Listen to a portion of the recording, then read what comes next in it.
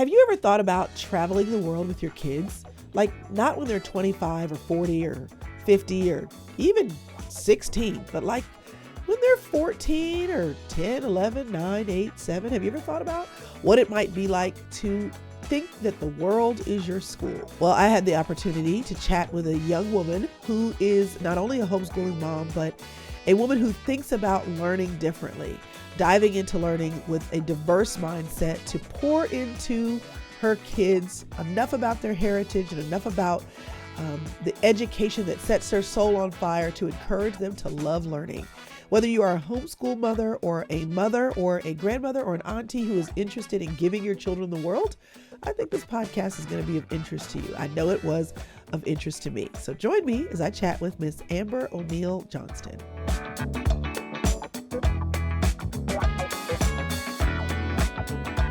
Hey y'all, it's not every day that I get to chat with another mother about all things parenting, family culture, reading, and school, especially when that other mother is a homeschool mom like me. But I'm really excited to introduce to you Amber O'Neal Johnston, who is a wife. She's a mom of 4. She's a homeschooling mom who believes in living books. And I know a little bit about that.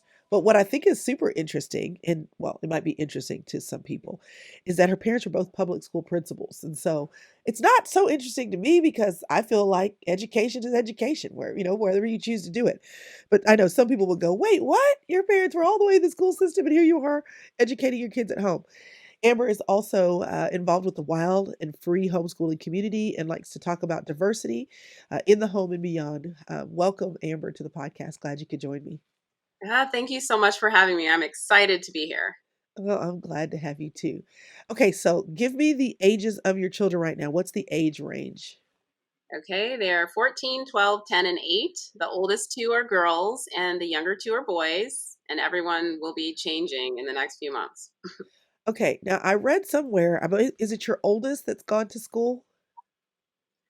No, she started homeschool high school. I probably just put, she started high school because I'm so excited. So do you feel any trepidation? Because this is what people, first it's like when the kids are younger, people are like, well, are you sure you can teach her how to read? And then it's like when they get older, it's like, so how are you going to handle algebra? And by golly, when they get to high school, it's like, so what do you do about a transcript?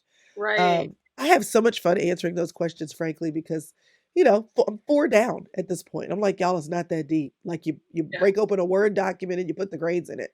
But do Right. you have any trepidation, this being your first child to enter high school, the homeschool way, about getting it right, whatever it is? Or do you feel like you've built enough confidence along the way to feel settled even in this segment of the journey?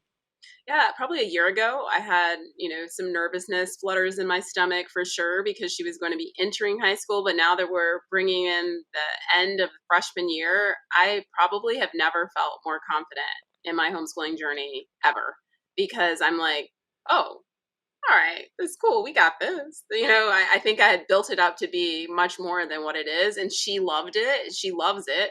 So I think we're good. We're rocking and rolling. Well, I think that's the thing when you get to that point, depending on the kid, depending on the situation, but the children, teenagers really do have the capacity, at that age to really own their learning experience. And when you consider the fact that so many of us are used to, we have to do all these things. They have to get the credits. We have to make sure they get the information. We have to make sure, forgetting that, when they hit 14, they're pretty capable of uh, owning their own education. And when you see that happening in the high school level of classes, it's pretty encouraging. Now, were you always like, I'm going to homeschool my kids, or did you stumble into it? What was your journey?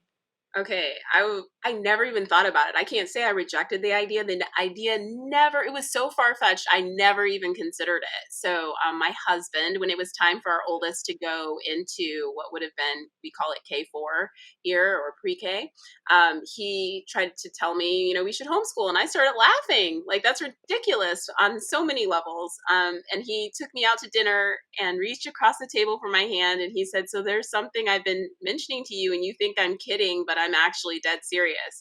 And I was shocked to find out that he had actually been serious. And I did not want to do it at all. And he asked me, if you just try it for a year, I'll never mention it again. And I'm like, well, who can mess up like pre-K or kindergarten? So I'll do it just to get him off my back. And I ended up falling in love with it. So Now, how did he get introduced? Why was this even a thing that he was asking you? it's so embarrassingly simple, but he went to a little program at the little church preschool at the end of the year for the parents. And he said she looked like Arnold Schwarzenegger with a bunch of little Danny DeVitos. And he felt like she didn't belong there. He was like, she should be second grade. And it's so petty. I'm like, honey, that doesn't go based on how you look just because she's tall. But he felt like, as a father is with other firstborn, he was like, she's so brilliant, and who has time for pre-K? She just needs to get going. So I think that was what was lighting a fire under him. But yeah, we haven't rushed along it by any stretch of the imagination.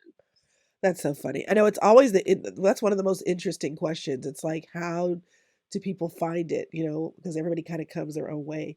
I know for us, my oldest daughter was in the sixth grade and had been struggling fifth and sixth grade. Just and I had done as just trying to be a diligent parent. I'm doing all this work. I'm reading all these books, realizing that she probably has ADHD, realizing that she's a right brain processor, not a left brain. I'm in Barnes and Nobles reading all this stuff, educating myself, and then trying to educate the school she was in for how we could support her. And I had this lady that kept coming up to me at church and she said, "You're doing this the hard way. If you just homeschool, it wouldn't be this hard." And I'm like, heck no. Why would I ever do that? And then one day she was breaking down after school. We were spending I'd pick her up at 3:15 from 3:45 until 8:45, 9 o'clock. We're doing all this homework. And I just looked at my husband and I said, if I'm going to do all this and have to reteach or review what she spent the whole day doing, I think I just want to do it in the morning. So let's pull her out, homeschool her for maybe the rest of the year, maybe one more, but that's it. Like, she's going to go back. I'll fix her. I'll clean up this mess.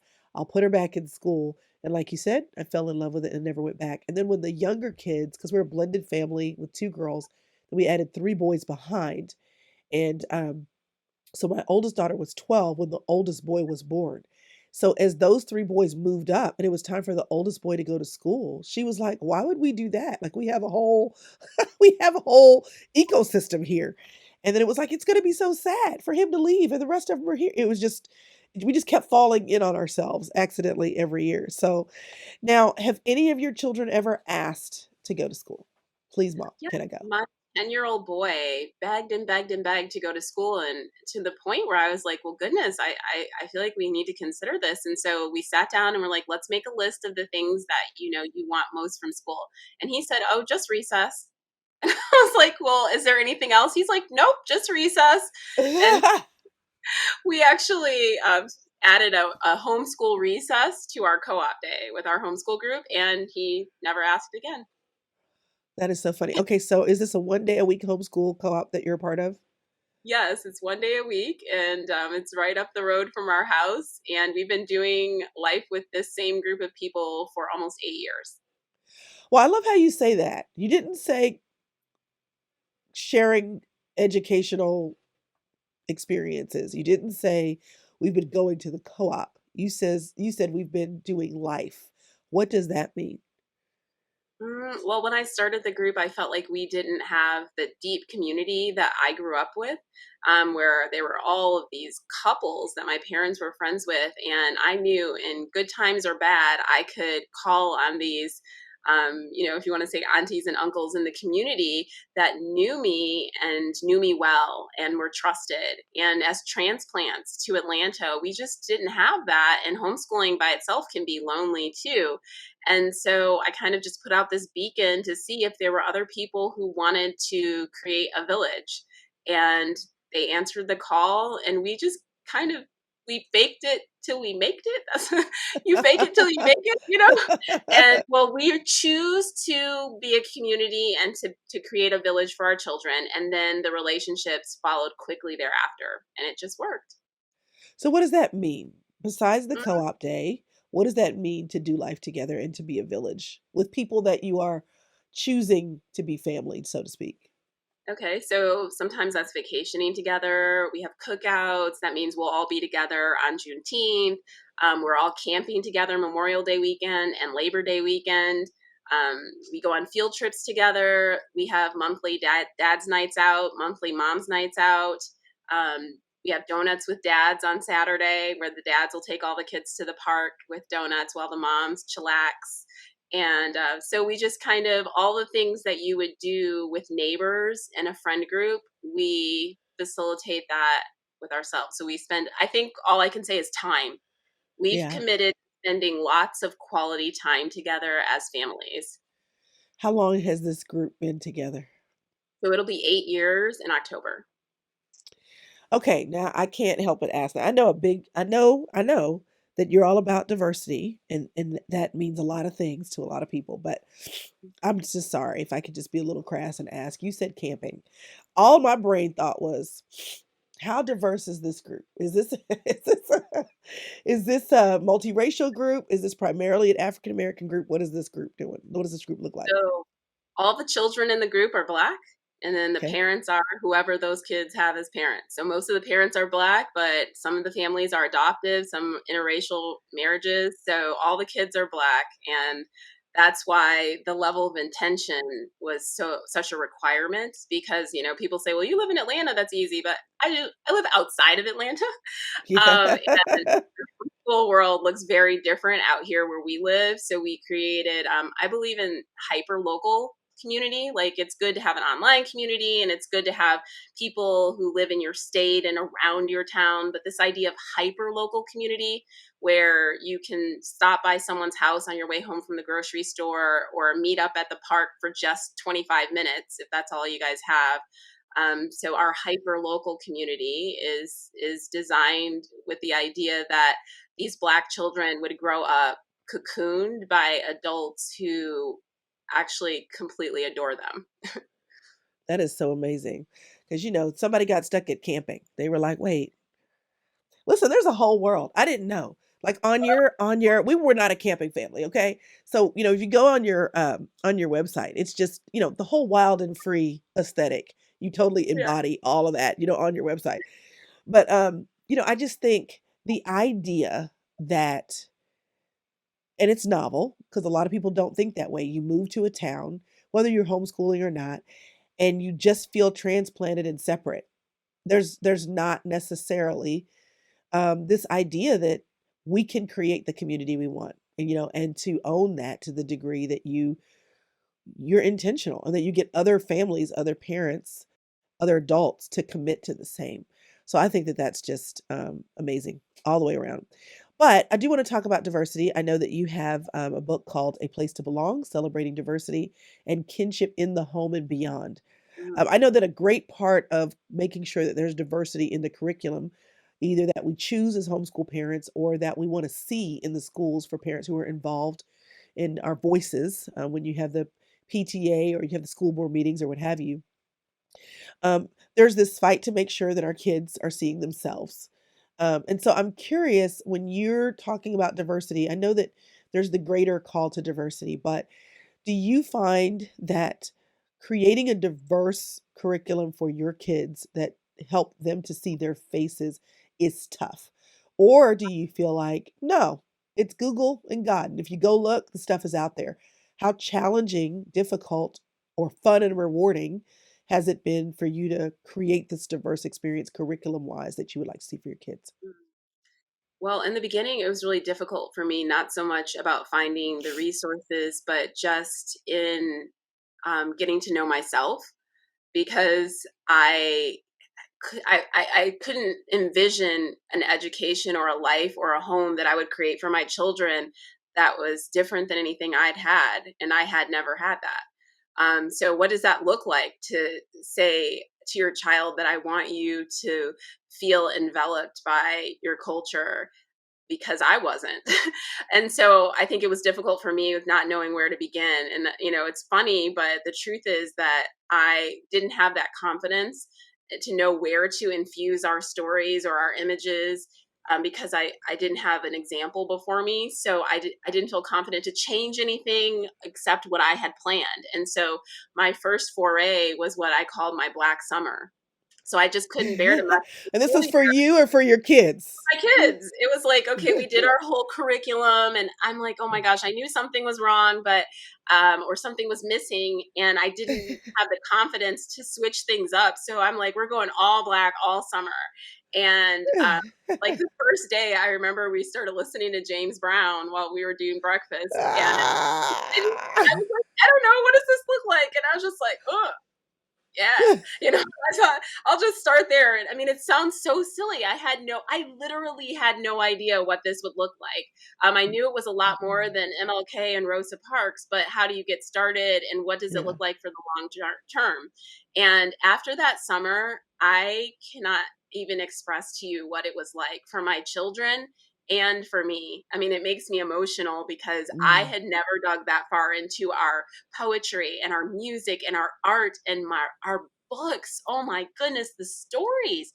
And by the end of that summer, I felt like my kids knew more than I knew as an adult at that time. And we just, from then on, I was like, we'll never go back. Like, we'll never not do this as part of our life. Forget school, just life. And school's part of that. Well, I know. I mean, even on your website in your shop, I mean, what you have here is lesson guides. So, if you're listening and you're like, oh my gosh, there's somebody who's putting together lesson guides. So I don't have to start the Black Summer with James Brown. Like I can actually start with the Harlem Renaissance or start with civil rights or start with other voices. Yes. So go to heritagemom.com and just click on shop and you'll see what she has there. But you've a couple of times you've mentioned life. You mentioned life about doing life with your group, your community. You've mentioned life about the literature, that this is not about school, this is about life. I think one of the things that has kept us homeschooling, frankly, is the concept that this is our life. It's not school, and it doesn't mean that, if the Lord were to lead us differently, we wouldn't be willing to put the kids in school. But it's been easier to kind of stay the course because it was about our life. For us, my husband traveled a lot. And so even in years where I was like, this is whack, I need to put these kids in school so I can wave them off in the morning with the school bus and then be free for 6 hours a day. What is that? Um, but my husband said, but when I come home, I get to see them. And it doesn't matter, he traveled mostly on the weekend. So it doesn't matter if it's a Tuesday, a Thursday, or Friday. If he has 1 day or 2 weeks, we can kind of stick a pin in it, take a couple days, do something for our family, then come back and pick it up where we left off.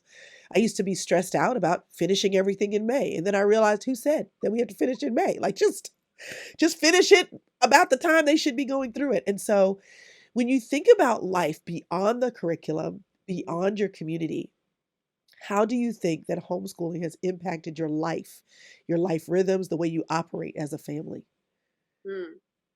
I think that um, it has helped us to go from knowing that we were made in his image to actually believing it. And Wow. um, that is hard because again, I had to get there as a woman first, Yeah. apart Yeah. from a mother, before I could really shepherd my children in that way or guide them, because I said all the right things intellectually and I understood what the word said and had studied it my whole life. But I realized, I don't actually know for sure that it meant me too. Mm. And I think that for me, one, becoming a mother and seeing my children and seeing like, oh my goodness, these little people are so beautiful. And like, is there an opportunity for me to see myself as a child in that same way? And then with homeschooling, I tell everybody I'm 3 nights ahead of my oldest. So it's been a second education for me. Yes, that's I the best part. That's the best part. We're learning all the stuff we didn't learn and enjoying it.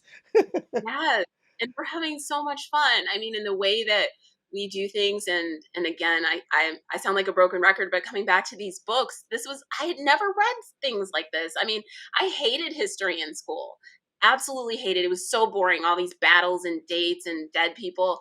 And then when I started reading these biographies and these beautiful stories and historical fiction, and just learning so much about the story of man and the story of people like me wrapped up in that story, it became fascinating. And I saw how my kids loved it. And I'm thinking, this is very different than what I had the first time around. And so, if anything, I think it just has given me the opportunity to see that we do belong and that my children do belong in my home and in the world. Now, one of the reasons why people cannot see themselves homeschooling, and I know you've heard it a million times, is, well, God bless you, because I just don't have that patience. I just wouldn't be able to do it. I was never good at math and all the things that people disqualify themselves for. So let me back up a little bit. Before you started homeschooling your kids, were you a stay-at-home mom? Were you in the workforce? What is your background?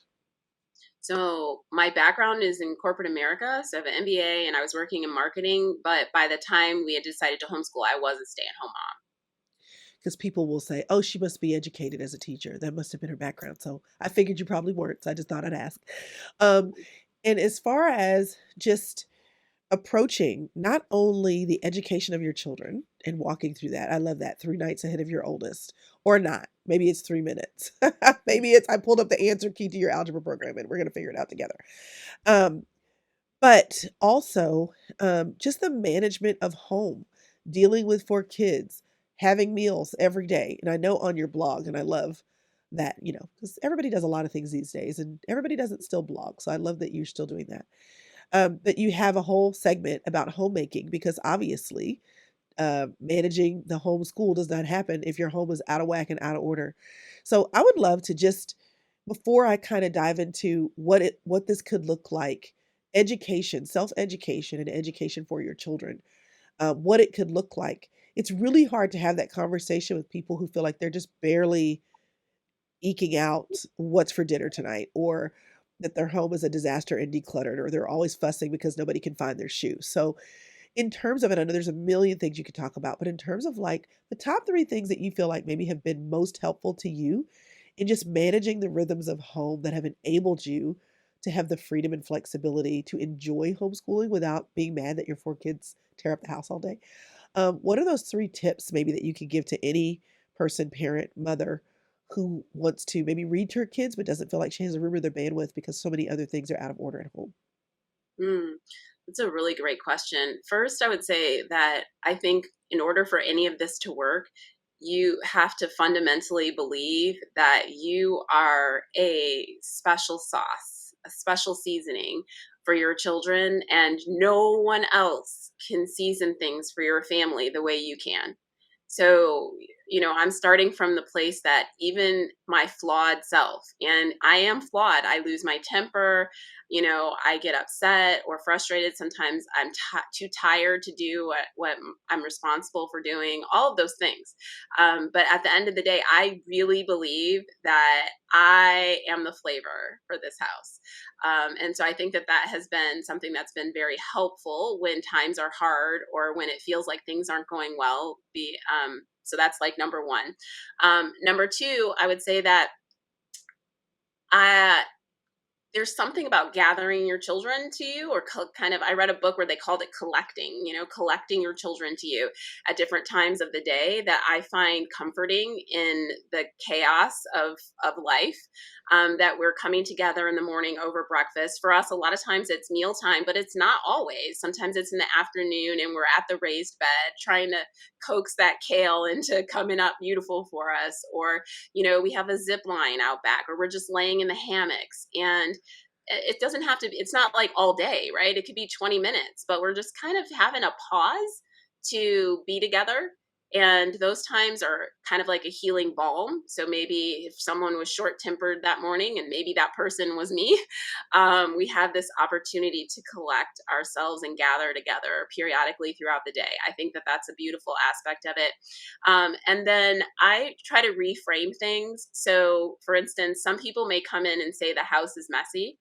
um, I think I would say that I'm strewing, Like, I intentionally have things set about the house because this is their 24/7 environment, and so I want that puzzle to kind of be sitting there inviting you to come and put a few pieces in. And there's something to pick up and do with your hands over here in the corner, and there's a little nestling place with pillows there on the floor. So to me, someone else may say that that's messy, but to me it's homey and inviting. So I think that reframing things that maybe we've gotten the message that that's not what a home looks like, or that's not how things are supposed to be, and then involving the kids in a lot of things. So it's not just my job to fix dinner every night, right? The whole family, I mean, they can fix food too. It might not be what I want to eat, but I think empowering them to be able to, if mommy's just not having it, it's not my day to day, that you can pull together a meal and the older ones can help the younger ones. And if it's peanut butter and jelly, it's just so be it. That's what it It is. is what it is. Yeah. We're still alive. We made Yeah. it. They'll be all Yeah. right. That's it. So I mean, maybe just overall, just taking a chill pill and thinking of home in a different way. It's not the magazine cover, but it's where real people are actually living day to day. Hey y'all, the Sister Circle Retreat is almost here. We're headed to upstate New York, October the 10th through the 13th, and I would love for you to join me. Some girls are even going to come a day early on the 9th to spend some intimate time with me and a few other girls. So here's what you need to do. Go right now to thesistercircle.com/retreat to join me for an opportunity to relax, reconnect with yourself, with God, and have a great time, because sometimes girls just want to have fun. It's the Sister Circle Retreat 2024. I hope to see you there. I love that. I know that a big part of not only homeschooling, but reading to your children and being really intentional about the literature that they're allowed to, or invited to, or encouraged to read. It's about creating a love of learning, and that's not the only way to do it. But I would love for you to speak to why it's so important to not think about education unidimensionally as school, and how education is can be cultivated as a love of learning, and how to do that. Because I think homeschool or traditional school, private school, charter school, it doesn't matter.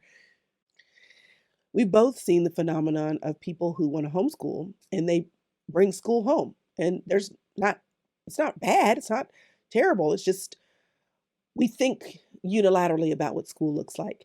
So, when we think about loving learning, what do you think is comprised of that? How can a parent, a mom or a dad, whether they're homeschooling their kids or not, create an environment at home where the love of learning is encouraged? I think that's, something that we call spreading a wide feast is important, that you're not so focused in on just, reading, writing, and arithmetic. I know I hear that all the time, and those things are important, but I look at this time as a time to expose our children to any manner of things in all different directions. So in our home, we spend time making things with your hands. That's an important value for us, knowing how to make things. And music and art and poetry and some of those things that people consider to be life's little extras, if you're into it or not, or they'll say, well, that's liberal arts and all that, but we also are very serious about our maths and sciences. So we're kind of dabbling in laying out this feast, and I believe that the children will take from it what they can and what was meant for them, and that's the most that we can ask. There's the British educator Charlotte Mason. I'm going to paraphrase, but she said in her writing that at the end of a child's education, it's not so much how much they know that matters, but how much they care. And I think about that all the time. That's kind of Yeah, the goal, to create a situation where they care about a large number of things. And I look at it like, how do I learn when I want to learn something new, right? I don't go back to school and get a degree every time I want to learn how to garden, or I want to learn how to fix a computer, or how to podcast. Usually we read about it. We read about it and we watch videos. We talk to experts. That's the same way that we homeschool our children. We want them to learn naturally, the same way that we learn as adults. that's so good. I know that, it's diversity is a big word again, as I was saying earlier. And, for us, if we're looking to make sure we're including, um, faces and experiences that look like us or look like our children. That's one way to look at it. But I know a big part of what you champion is diversity, all the way around, that any family can celebrate diversity and the cultivation of culture in their home. And so, there might be some who are listening or watching and thinking, okay, well, how diverse are we if our community group is focused on our Black children, and if I'm focused on making sure that there is curriculum or reading literature in my home that is focused on that. So, kind of from both levels, I'd love for you to talk about diversity for you, and what you would kind of say to, um, with the focus that you have on the needs of your home, Right. how that expands your children's view of other cultures. And then in general, for just a family who's like, well, we just want to have a culturally wide net. How do we do that? Because your initial purpose was, I gotta, I gotta add some blackness to our curriculum, like that, and that's a need because it's not fed to us. Right. But from your family and widening the net, and any family and widening the net, kind of, what does it look like? Where do we start? So, I was concerned in the beginning when I started making those changes to kind of infuse Black culture into our family home. I thought to myself, well, gosh, I really hate that this is going to kind of separate my kids and make race a big deal and all of that. But it felt like the alternative of status quo was a failure as well. So I said, all right, I guess that's just what I'll have to do. And what I found out, which is the what led me to writing this book, what I found out was the deeper my children's roots went in our home, the wider their branches spread toward other people who are different than us. Wow. And I realized I think it has to do with security and this feeling again of belonging, that I am so secure in who I am and whose I am that I have no problem hanging out with other people, That's hearing their good. stories. That's I don't good. feel threatened. And so I'll be honest, I didn't have the foresight to say, well, I'm going to do this because this will happen. But that is Right. what happened. Yeah. And Yeah. I'm thankful for that, and I wanted to tell other people about it. Like, hey, it sounds counterintuitive, but it appears to me that the deeper the roots, the wider the branches. And I think we may be approaching this whole diversity thing a little wrong when we're only focused outside of our homes rather than including a lot of that attention on making sure the children in our homes feel a sense of belonging. And I root a lot of my story in being Black, but the truth of the matter is it applies to everyone, right? Yeah. Because our children, every child needs to know that not just that their parents love them, but that they like them too. So, what does this mean?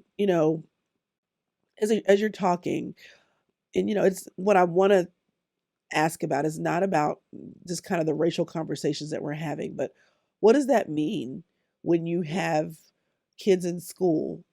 Does that just mean that it's the intentionality? Like, as a parent, Yeah. based on what you're saying, if in order to have a wider reach with my branches, I go deeper. Um, what does that mean my approach should be? When, of course, I mean, wherever my school is, whatever my school district is, there's multiple kids of multiple races and multiple cultures. Is what you're saying is that it just comes back to the home and what you're doing at home, or how do I approach that when I'm sharing the educational input for my kids, with with an organization or an institution? Right. I think that it starts at home, but it doesn't stay at home. So it touches every aspect. It touches what your family listens to. It touches what books they're reading. And I often talk about this idea of books as mirrors and windows, and how impactful that was for me the first time I read that years ago. And Wow. so our bookshelves and other aspects of our lives, I'm looking for mirrors for my children, and I'm looking to provide windows and even sliding glass doors, like windows that are so clear and so inviting that my children feel like the door has been opened. They're actually a part of someone else's story. Mm, And so I started with books. That was the easiest way for me to enter into this kind of realm with my children. But then it became the restaurants we go and the places we visit and the field trips and the festivals. And it just started being like, where can we get some of us, and where can we celebrate and hear stories and experience joy with other people. And the more we started doing it, the more natural it became and the more fun it was. But I have to say that it didn't come naturally. Yeah, I yeah. started it very intentionally. And so people may feel like, oh, I don't know how to do that. I mean, I didn't either. It was clunky, it was odd when I look back at it, but we grew. And now my younger children, they have no idea. They don't know anything different. How is your husband involved with the pace at home? Does he work from home? Does that even matter? What is his involvement with the educational portion of y'all's life? Yeah, so he works from home now and has since COVID, but before that didn't.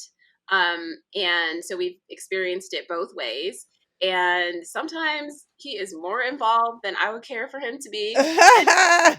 So other times, it's just right. So he starts off the morning with us at the table, morning time and our breakfast, and we, are listening to current events and talking and Bible and all of that. And then he goes into his office and pops in too many times during the day, distracting the kids from what they're supposed to be Mm, doing. And that's mostly it. Sometimes he plays chauffeur for things that the kids are doing when we're conflicting schedules, but for the most part I handle what people would consider to be the lessons. Like, I choose the books and all of that. He is a culture curator, right? We agree on the okay. culture of the home, and he helps me curate that culture. But in terms of exactly what resources and things and ideas are brought in to help support the culture we're curating, I do that. Okay. Has there ever been, I guess, let me rephrase that.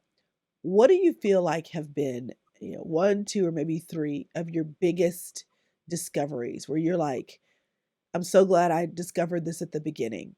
Whether it's Mm. a tool or a person or an organization or anything, where you're like, I wish I had had this earlier, or everybody needs to know about. What has been of support beyond your community, and the decisions you and your husband have made together that have enabled you to really, um, you know, feel like you had what you needed in order to keep going or to know that you're not alone in what you're doing? Okay. First is the schedule. I just go with my family's natural rhythms. That includes like circadian rhythms of sleep and Wait, wait, wait. What do you mean? You're not at the table at 8 a.m. sharp? That breakfast isn't done at 8:25 with a 5 minute break, and then the bell rings at 8:30 because it's time to start math? That's not what we're doing?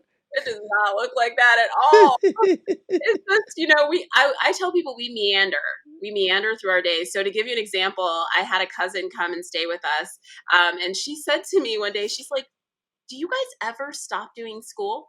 She was like, you have the kids doing school all day. And I thought that was I was like, no, that's not true. And even the kids were like, we finished school this morning. We haven't been, and so it gave me this idea of what it must look like from the outside.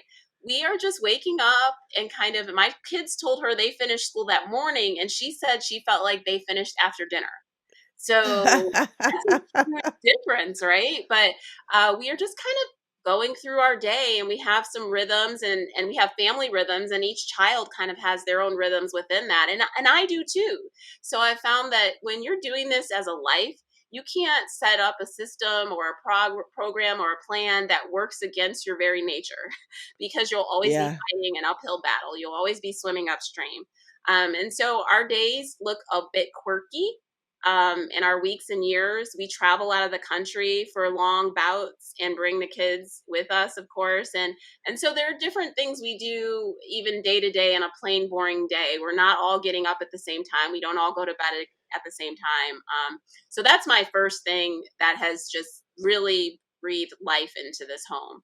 I would say that the other thing would be to take breaks, because when home is school, which is life, which is school, which is home, it's very easy to think, well, we don't really need a break because we're kind of always meandering. So it's a low key thing. But what I have found is no, I need a break. Like, there's no one's talking to me about anything. There's no expectations, and my kids need that too. So we're very clear to them. Like, I have different things I say that they understand. Like we're doing a full day or it's a light day because someone doesn't feel well or I have to go somewhere or do something, or we are not doing anything today. It's an off day. And that doesn't just mean from lessons, it means from going to hang out with friends, from going to Target. It's off. We're off. We're not leaving the house. Like I'll tell them I'm not getting dressed today and they know what that means. So I think, and sometimes that's leaving the house. We go up to the mountains for the weekend or we go out and hit the hiking trails or whatever. And we try to, do that by ourselves and with other people. I just have to say this funny thing when you were asking about camping in the beginning. The first time I planned a camping trip for our group, nobody signed up. Okay, now why were you planning camping? Were you like, I should do this? We should try it? Like, what if that was that even your thing? Like, why was it even a thing you came up with? Okay, because I grew up in the air conditioning and I just felt like I never found any value in being outside until I was well into being an adult. And once I did, I was just like, oh my gosh, the woods are so peaceful. And I see this idea of the children just being comfortable outdoors and running and screaming and all the stuff I didn't want them to do in the house. And when we'd have a frustrating day, I would just take these kids outside, especially when I had these two boys. And I was like, oh, you're not doing what the girls did. Because boys are different than girls. Different. And I was like, what am I going to do? And every time we would go outside, everything in our day got better. And I was like, okay, I cannot explain it to you from a scientific or sociological Go perspective. outside. Go outside. And that's kind of where it took off. And I wanted to give them a childhood of it being normal and comfortable where they would never have to come into that as I did as an adult. You planned the camping trip and nobody's. Nobody. They were like, sis, no. Okay, did you go? Did you still go? Oh yeah, but I had to beg people. I was like, please, please. I was like, if I just could get like two people going, it'll get like some traction. I said, I'll plan all your meals out for you. I'll give you a packing list with links to like Walmart.com or Amazon. You won't even have to think about it. It will be low key. I promise I'll pick a place with running water and a bathroom and all of that. And so slowly after like begging literally, I said, you can leave after the first night if you hate it.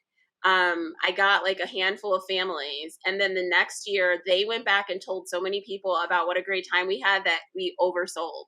Well, the next year, we didn't have enough campsites. Okay, are we talking about nobody had an RV? Did y'all have a pop up or we just straight tents? It's just a tent on the ground. The kids It's a whole love thing. it. Imagine a block party where the kids these days don't have freedom. They don't have freedom to like walk and run around and be gone. Yeah. And so you have this group of campsites that are kind of encircling. I know. It's a whole subculture. Oh my God. Campgrounds are a whole. Okay, so I have a confession to make. Yeah. My husband has taken the boys camping. I don't go. Mm-mm. I don't go. I'm like, that's man time. I'm with the kids all day, every day. Y'all go ahead and enjoy that. And so my husband has told me many times, you come, you can have your own tent. I said, because yeah, I'm not sleeping with y'all. No, no, no. Y'all not putting your dirty, muddy feet on my mattress pad. So I have yet to do it. Now, one year we for 5 seconds owned an RV. 5 seconds. So it was an old used RV and it needed repair, and then that was the end of that. But I do know about going there and having my husband hook everything up. And you just are walking around, and yes, the kids are free. You got kids biking everywhere. You know what I mean? It's just they got the walkie-talkies. You're meeting people. It's like, where are you from? They've got the flower pots on the front porch. They're set up to be there for a while. I was like, and the nicest people, the Yeah. nicest people. And the So kids I told my husband, enjoy though. So they've been doing the tent. I haven't done the tent thing yet. the tent and like for Memorial Day, we rented yurts. So like those round tents, they're already at Yeah, they're the state park. fancy. Yeah, I mean, we try it. We do all the different things. So again, I can't say that it fits me like a glove, but Yes. I'll say that I am learning to live this life, and it's normal to my kids. So that was my real goal. Well, here's the other thing that I think is very unique about the life that you're living. And that is the travel. You've mentioned that beyond the tents. I love on your website how you have a world schooling packing list because everybody wants to know how are we traveling around the world with 4 kids? How are we going to Greece and Paris and London and Ghana? Yeah. Okay, so are we tagging along on a work trip for your husband? Y'all saving? You got points? How are we doing this world traveling situation with 4 kids? Inquiring minds want to know. No, and it's funny because was always working. So like the first time the kids and I were like, we're all going to go to South America for 3 months. That was our first trip years ago. And Wait, so with or without your husband? he came with us. That's what I'm saying. And Okay, he okay. saved his vacation from that year. And so we left in November and he came and exhausted all his vacation, flew back to the United States. The kids and I stayed. And then he came back after the new year when he got a new fresh batch of vacation. So we've just always made it work. We were doing this even when he was not location independent. And then when he started working from home full time, he worked in healthcare, and because of HIPAA and internet security and Yeah, all that, they said he couldn't work outside the country. They didn't want him to pull up the laptop, stuff out right, of the country. right. So he still had to come back. So the kids and I, we've gone everywhere together, but he has never stayed with us the whole time. So the kids and I were in Greece by ourselves when COVID hit. He had already come home. We were in Ghana last year by ourselves. Yeah, so we do it as a family, but he doesn't get to stay with us the whole time because we do long, slow travel. Okay, so what about the 14-year-old and friends in high school and connection? Hmm. Because that's a lot of times what the pull is. And I have my the pull for us was always sports. N Especially with the last one. The other 2 boys could have taken it or left it, but the last one, he is just like, "No." And I think as kids get older, the pull on whatever they're involved in, because at a certain point, they should be developing some of their own independent connections and the things that they wanna do. So I know that you're kind of at that period of time where it will begin if it hasn't already. So what do you see happening, as your children get older and, like, the experiences that you're having? Do you see any pull at all just yet or not quite? Yeah, a little bit definitely with their activities because the years, if we are going away for 3 months, we always go during the school year. And so that means they're not signing up for things or they're missing a whole lot of it. We never force that upon them. Um, but I think that we would be willing to do shorter trips Okay. if it came down to it. Our oldest two are not involved in sports. The oldest is a creative, and so Okay. that Yeah, does yeah. require that we might have a whole suitcase full of all of her stuff All that the things. all Yes. the things to make the stuff. It makes the trips more expensive because it used to be when they were younger, I just picked all the things we would do and I would keep our budget in mind. And now I have to listen to them like it's their trip too. And if they really want to go do this thing, and I'm like, oh, okay, that's great. That's gonna be $200 per ticket. Okay.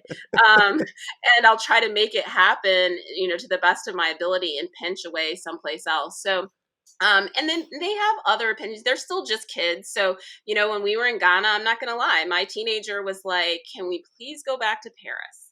And I was like, Ah! oh, I can't believe you said that. And I was like, I'm heritage mom. Like, what does it sound like for my daughter to say that when we're visiting the motherland? So, she was kind of pouty most of the time. Oh, you said I'm Um, heritage mom. I mean, really, I was like, wow, if people only knew. But I always tell people, my kids are just normal. They're just regular. If given Yeah, the opportunity between reading a beautiful living book and playing the Nintendo Switch, my boys are going to pick the Switch every I time. And know. so this is not a story about a miracle family of genius kids who are so different than the average child, but rather a miracle story of all of our attempts to bring beauty to places where it doesn't usually exist. That's so good. So good. I gotta ask one more question about this travel. Why do you go during the school year instead of during the summer? Just curious. Mm. Because we're not going on vacation, we're going to experience life and to know people. And so I find that doing it during the school year sets a different intention mentally for my kids. And that this isn't like we're not actually here to play. You can have fun, and I want you to have fun. We're all going to have fun, but we are doing school. We're doing a thing. And Wow. that means that we're getting up every day and we're putting one foot before the, in front of the other. We're finding a market. We're getting to know people. We're taking up every opportunity to be visitors in their homes and to show hospitality and to be humble. And we're studying their geography and topography and their music and their art and their cooking and their food and their history. And so we're not going just to see the Eiffel Tower. You can see it while we're there, but that's not what we're here for. So I find that when we travel in the summer, the kids have more of a vacation mindset. And so I Yeah. just go with that. And the expense. I mean, can Oh, we say yeah. Yeah. it's like 70% cheaper a lot of times for us to travel during the year rather than summer. So it's those two things. So, what is the next plan? Where are you going next? Well, we're trying to hit every continent before my oldest graduates from our homeschool. So Asia is next, and then we have Australia, but we'll actually probably spend most of that time in New Zealand. Those are our next two big trips, and that will finish up all the continents except Antarctica. She'll have to do that on her own because your girl's not going there. Um, our next short trip is actually going to be to Cuba. And before you plan these trips, or when you're planning these trips, I mean, you're probably really good at it now, but like, what are you doing? You're just I have no idea. I'm an information gatherer, so I can imagine what you do. But the thing is, because I go too far, I'm overwhelmed at the thought of trying to piece together what we're going to do while we're there to have these various experiences. Okay, So, what does so it look like for you to do that? yeah, personality wise, I find it very, very difficult to pinpoint a lot of exact things when I'm sitting at my house in Georgia. And so I Okay, prefer to get there and figure it out. So all I care about good. is transportation and housing and medical care, if we need that. And other than that, I will I will just, I don't know, I'll ask the guy standing outside the store, the market on the corner who looks like he knows stuff and be like, so what do you think we should do tomorrow? Or who's the who, that knows what's up? Where do people go? Where do they eat? What's the cool spot? Is there a festival coming up? What should we see? And I just do that with all the people, moms with kids. I'll stop them and ask them. Like I hired a tour guide last time to go check out the Airbnb I found in Ghana. So I had never met him before. I paid him. I was like, if you go to this Airbnb and take videos and tell me what you think as a local. And he did it. And he was like, this house is great. I can't believe how cheap it is. You should grab it. Here's the video. He took a video of the road out in front and all that. I had never met him. So, I mean, I do stuff like that because if the place I stay is horrible, then our trip's going to be horrible. But Right. after that, I really honestly do not know what we're going to do until we get there because a lot of what we're doing is just walking around. Like, knowing and being known. And we are known pretty much everywhere we go. So this black woman with these four black little ducklings following her, we stand out. Yeah. And so it's not hard for us to get some attention and find out what they're, what's popping off in that place. That's so fun. People, I mean, even for my personal trips, just to vacation, people are like, I want to cruise, or I want to. I'm like, no, drop me off where the locals are. Like, let me just be there for a minute. And I guess if I look at it like that, because it sounds like what you're doing, yes, education in mind, is also creating experiences that you enjoy. And I think there's a lot to be said about that. As a mom who is learning and the overflow of her love of learning impacts her children, it's the same mom who's enjoying the travel, figuring out what works for her, and then making sure that she continues doing that when she's there and the kids have an experience. Just as we wrap up, I would love for you to just share just kind of a closing word for those who are like, okay, wow, this is great. Like my eyes are opened. This is a lot to think about, but yeah, no. It's so interesting to me because I can see when other people look at my life or what I've done with my kids, and I can look in their eyes or hear in their comments how otherworldly they think it is. And I'm looking at them and thinking, it's not that hard. Like I remember being where you were and thinking, I'm going to screw my kids up. I would never be able to afford the travel, all these different things. And I'm like, it's not that hard. But we just are attached to what we know.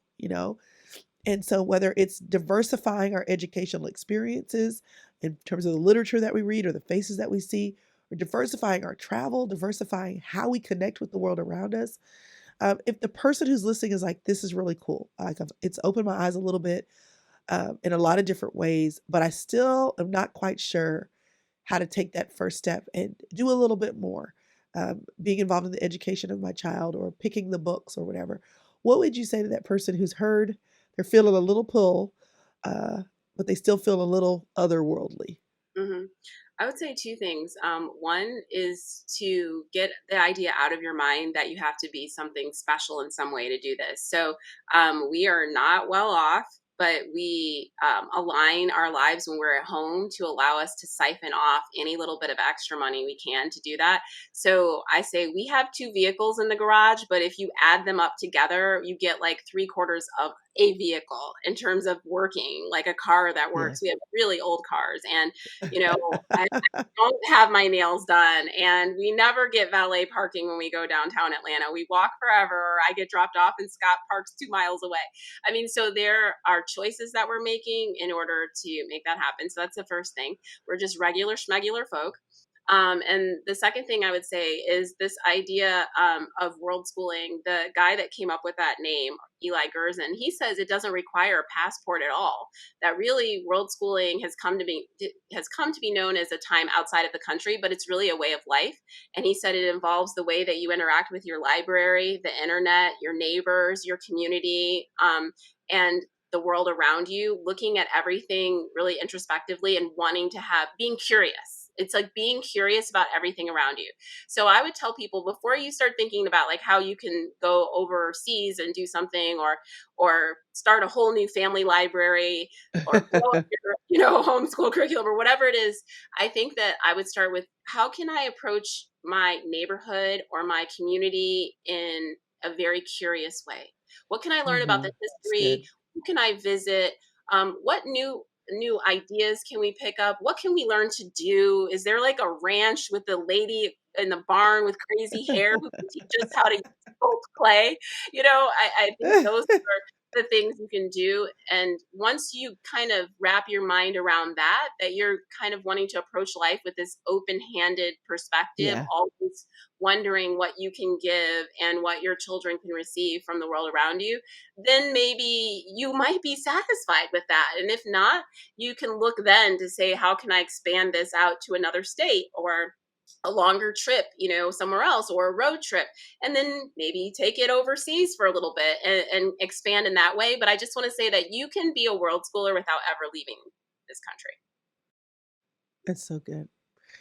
That's so good. Well, thank you so much for joining me. It's a pleasure to connect with you. And I feel like maybe it's wild and free, or maybe it's, just you in my feed. I've seen, I always see the heritagemom.com, and you have that unique font. And so I've seen your stuff, and because my children are older, I'm looking at it and I'm thinking, oh, this would have been so good if I would have been outside.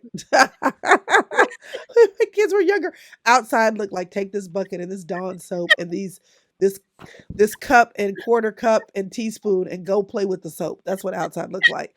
But we but we made it. And I think that's the important thing to know, is you get to go. You get to go, you get to try, you get to experiment, and you'll make it, and be glad that you tried to do something a little bit outside the box. Thanks for joining me, and I really appreciate, Amber, the opportunity to get to know you and to share you with my tribe. It was a pleasure. Thank you so much. I hope you enjoyed that conversation as much as I did. And as you can see, the more we talked, the better it got to me, because I was having a good time talking about all the things. We're on our last child. He's in the 9th grade. He's on his way out. The grandchildren aren't far behind. I may have to save some of those books and educational tools for them. But here's what I want you to know. If you want to know more about Amber, go to heritagemom.com, and also be sure to put in your name, your first name, your last name, and your email address in the little box on her site, so you can download a PDF on 20 family ways to build your family culture. So be sure to go right there and get that now. In addition to that, don't forget about Amber's book, A Place to Call Home, where that will help you to think about diversity in your home, outside of your home, and how you can make the world bigger and better for your kids. So here's to learning. And don't forget, you only have to be 3 steps ahead. If you need learning, if you need culture, if you need diversity, if you need to grow and expand your mind, what are you waiting on? It's never too late to learn. All right, y'all. Hope you enjoyed it, and I'll see you next week.